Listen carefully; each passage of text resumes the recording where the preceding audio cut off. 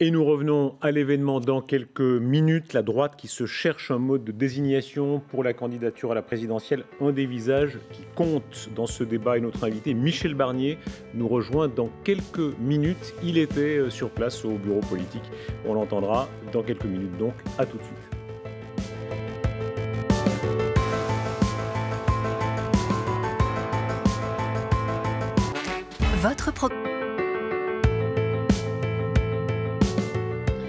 Et nous recevons une des personnalités qui sont au cœur de la compétition pour la présidentielle à droite, au soir même où le bureau politique des Républicains s'est penché sur le mode de désignation de son candidat ou de sa candidate. Michel Barnier nous a rejoint en direct. Michel Barnier, bonsoir. Bonsoir. Bonsoir à tous ceux et toutes celles qui nous écoutent. Un mot d'abord de vous dans la galerie des prétendantes, prétendants, mais aussi de toutes celles et ceux qui vont peser dans cette compétition qui va durer, on l'a compris, plusieurs mois. Alors vous êtes le doyen d'âge et de fonction. Oui, ça n'empêche pas d'avoir des idées jeunes. D'ailleurs, on peut avoir des cheveux blancs et des idées neuves. Et de la même manière, je connais des gens plus jeunes qui ont de vieilles idées. On en parlera, vous avez peut-être lâché quelques noms. 70 ans, presque 50 ans de vie électorale, jamais battu à une élection. Non, je n'ai pas été battu grâce aux citoyens.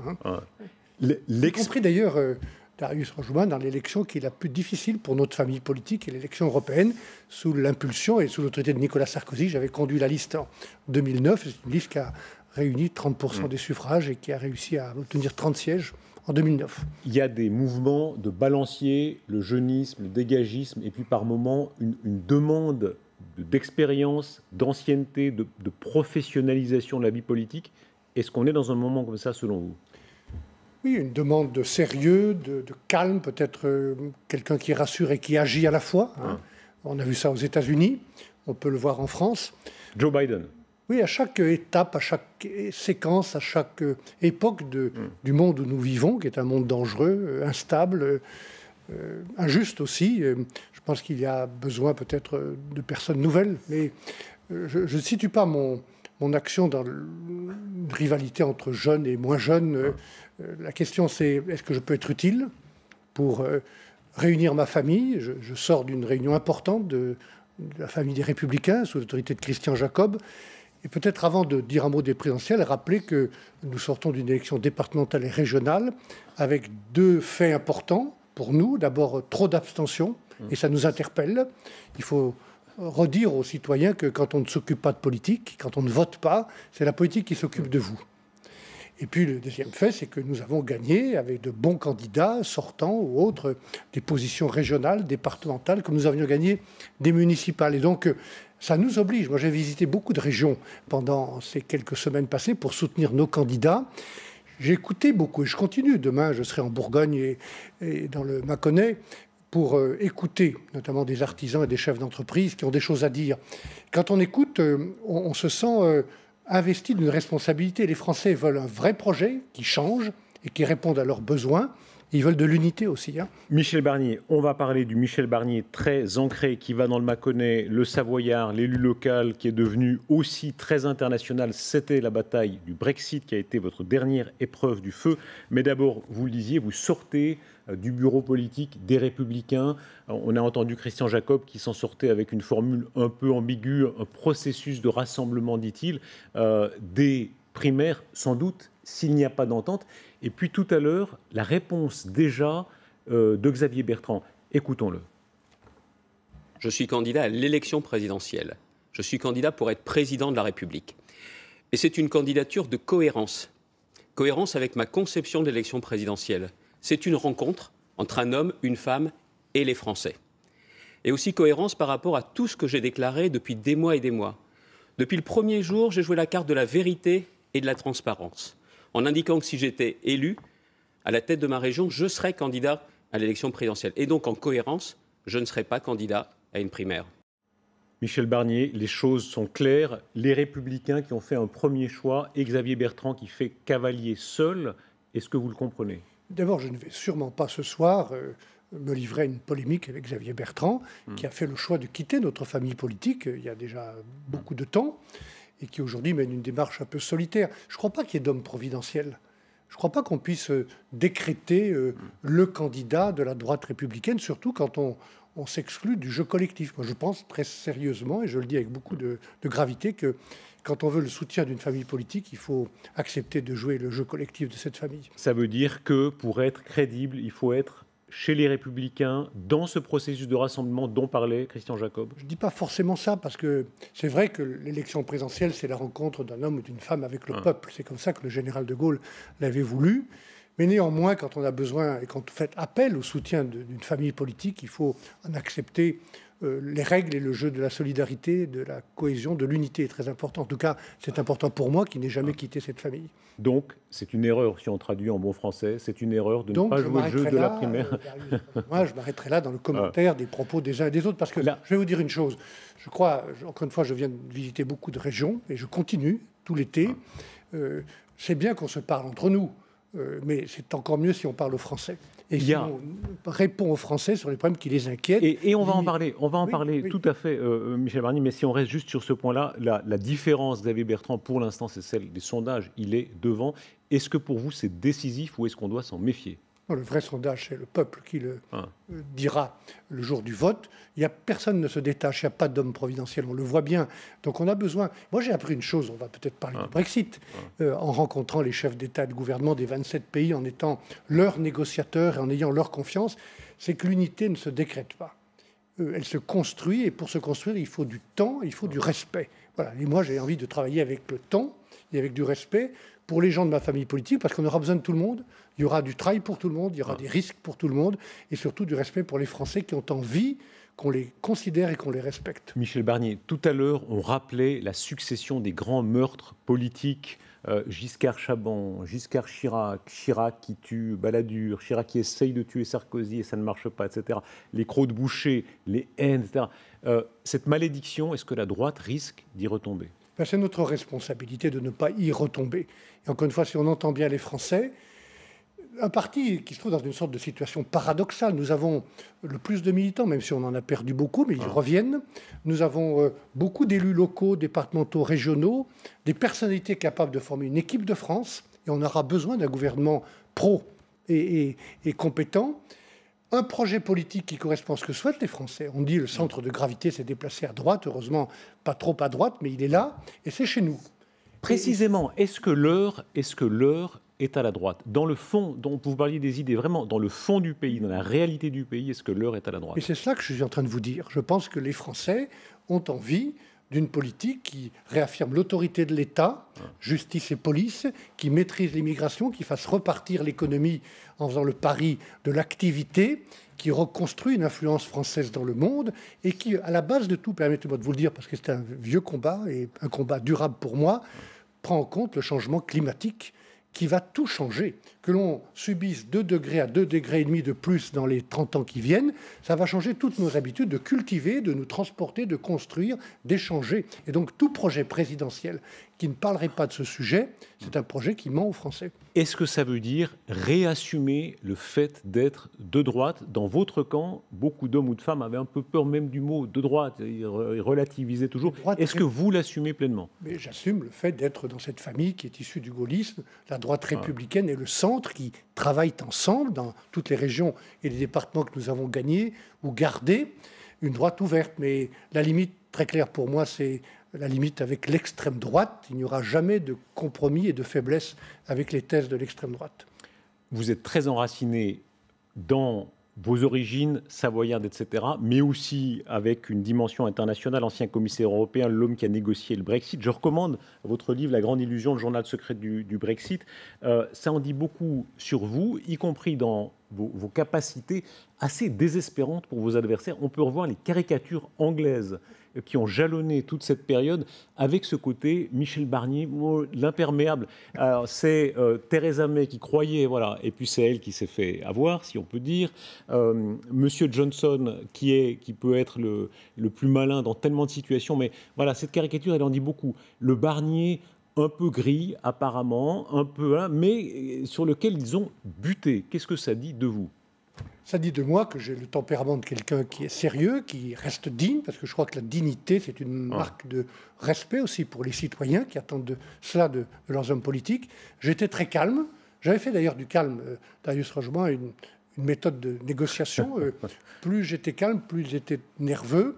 Et je n'ai pas modifié. J'ai toujours été respectueux des Britanniques, parce que c'est un grand peuple. Et j'ai de l'admiration pour ce pays, pour quelques-uns des hommes ou des femmes qui l'ont dirigé, comme Winston Churchill. Je n'oublie pas non plus qu'ils ont été solidaires. Il y a une guerre psychologique, vous la racontez, qui est fascinante, parce que c'était à qui se croit le plus malin. Et il se disait, ce Barnier, on va en faire raison assez vite. Oui, parce qu'ils ont tout essayé. Au-delà des caricatures, au-delà des campagnes dans les tabloïds, ils m'ont même accusé d'avoir transmis, c'est pourtant très sérieux et très grave, le Covid, quand je l'ai eu, aux négociateurs britanniques. Tout ça, c'est des polémiques et il faut être solide. Mais j'ai défendu une ligne qui était la paix en Irlande. Ça a toujours été, et ça restera une de mes préoccupations. La défense de l'Union européenne, il n'était pas question, il n'a jamais été question, no way, comme on dit en anglais, que les Britanniques, en partant, gagnent le beurre et l'argent du beurre. En allemand, on dit il n'était pas question qu'ils aillent danser dans 2 mariages à la fois. Jamais. Et puis, il y a aussi, au-delà de cette négociation conjoncturelle, l'idée qu'il faut préserver l'esprit de coopération. Parce que la vérité, et je dois le dire à ceux qui nous écoutent, on va avoir d'autres défis à relever. D'autres Covid, d'autres pandémies animales ou humaines. Le terrorisme qui va continuer à frapper, la pauvreté en Afrique qui conduit des gens à émigrer vers nous. Les mouvements ou les crises sur les marchés financiers. Comment on aborde tout ça? Il faut le faire avec les Britanniques d'une autre manière. Michel Barnier, le revers de la médaille, vous le savez bien, c'est que ce Barnier, comme ça, qui a l'air immarcessible, il est prodigieusement ennuyeux. C'est ce que disent vos adversaires. On ne peut pas être président de la République en étant aussi ennuyeux. Ça vous fait rire?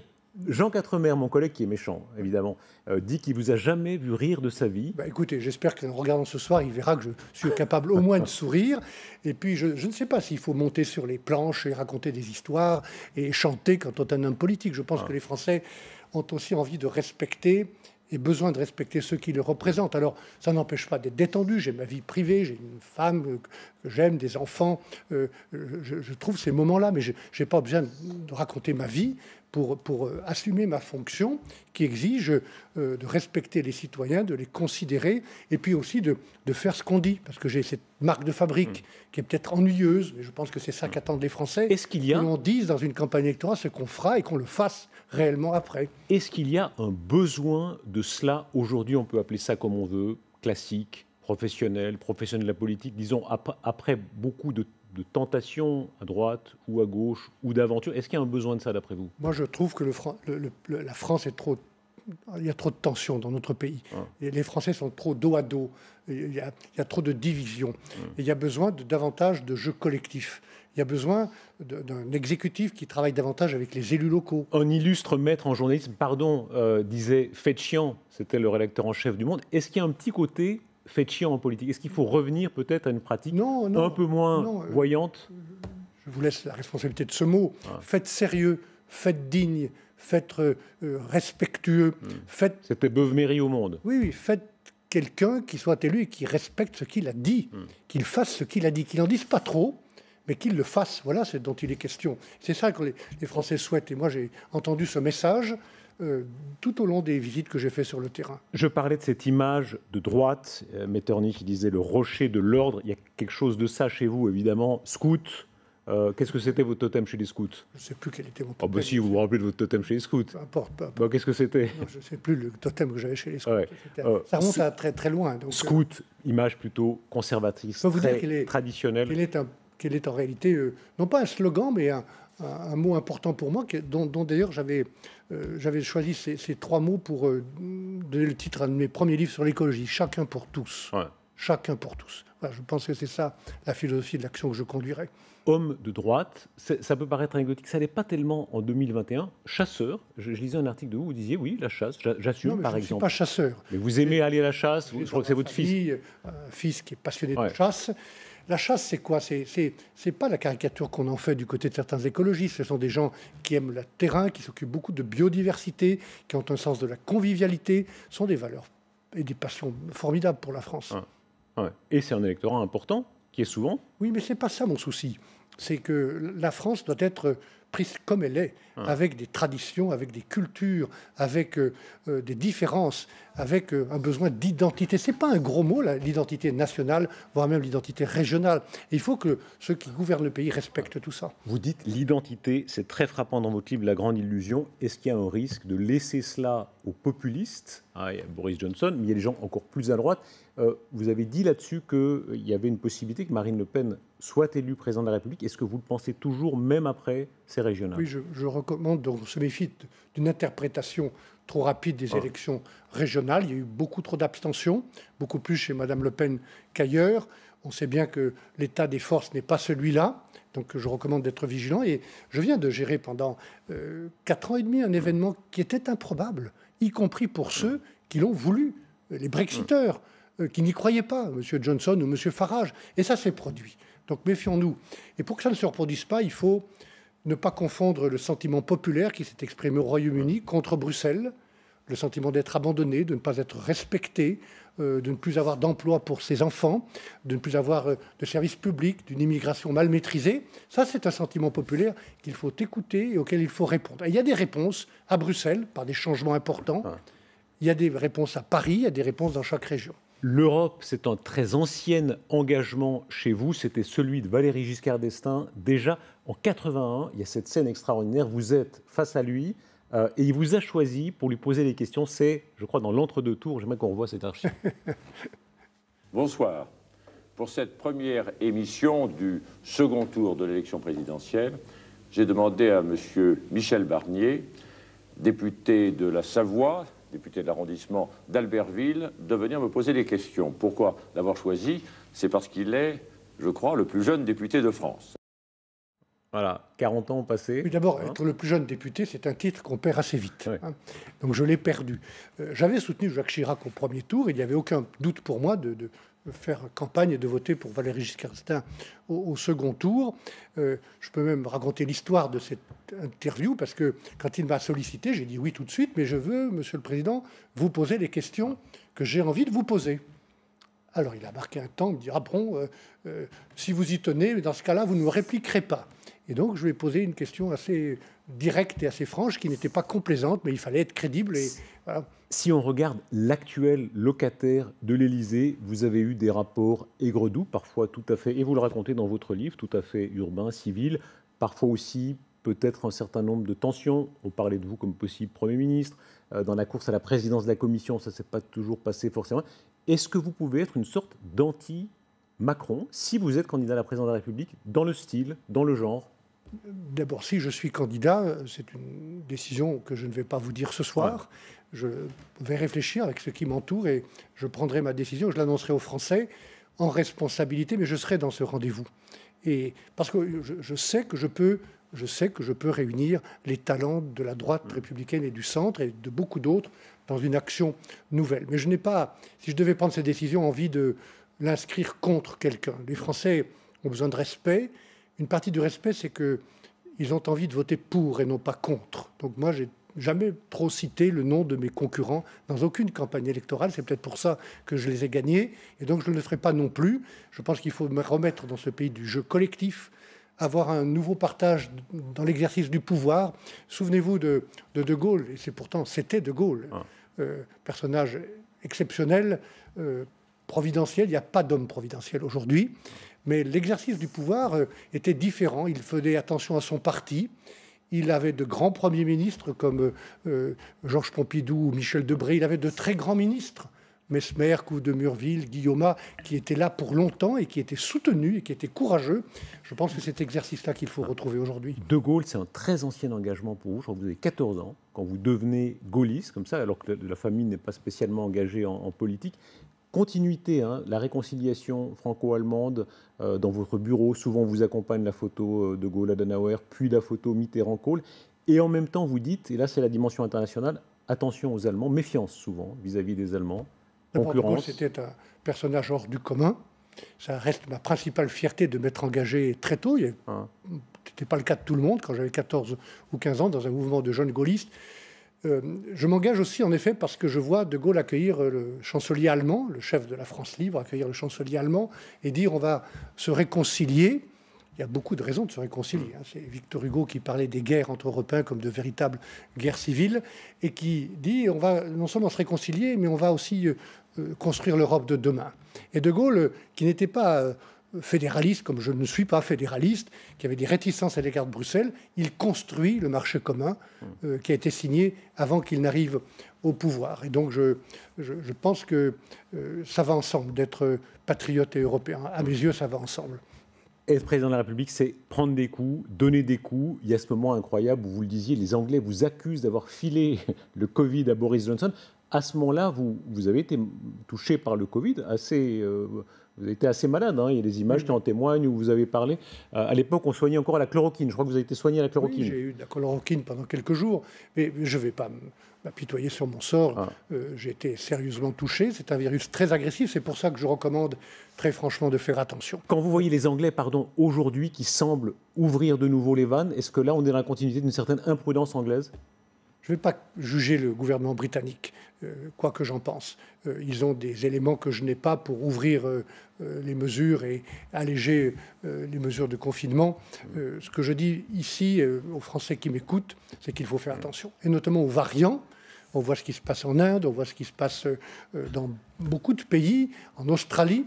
Je recommande de faire attention cet été, de préserver les gestes quotidien de protection, parce qu'il ne faut pas que ça recommence à l'automne. Il faut qu'on sorte de cette crise et qu'on reparte avec une espérance devant nous. Michel Barnier, je recommande votre livre La Grande Illusion, aussi parce qu'on rit par moments. On vous accusait tout à l'heure de jamais rire. Il y a des scènes extraordinaires avec la reine d'Angleterre où... Alors vous ne parlez pas si bien que ça anglais d'ailleurs. C'était une manière de piéger aussi les Britanniques. Et puis vous lui demandez un petit cours d'anglais. Hein. Qu'est-ce que c'est la phrase que vous lui demandez ? Non, je lui dis, j'étais ministre des Affaires étrangères et nous avions un déjeuner où j'ai eu l'honneur d'être à ses côtés. La reine parle formidablement le français. Et je lui dis, je vais à l'Assemblée nationale pour saluer les députés britanniques qui sont dans les tribunes et je voudrais les saluer en anglais. Comment dois-je dire, madame, vive l'entente cordiale, puisque c'était l'occasion de sa visite d'État. Et elle me dit, vous devez dire long live the entente cordiale. Et honnêtement, quand on parle plus ou moins bien l'anglais, c'est pas long live qu'on a tendance ou la tentation de dire, c'est long life.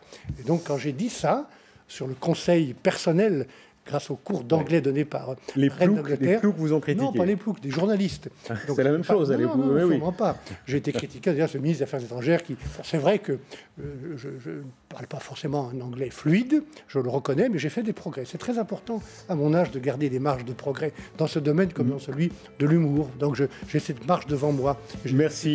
Merci Michel Barnier. Vous êtes en campagne.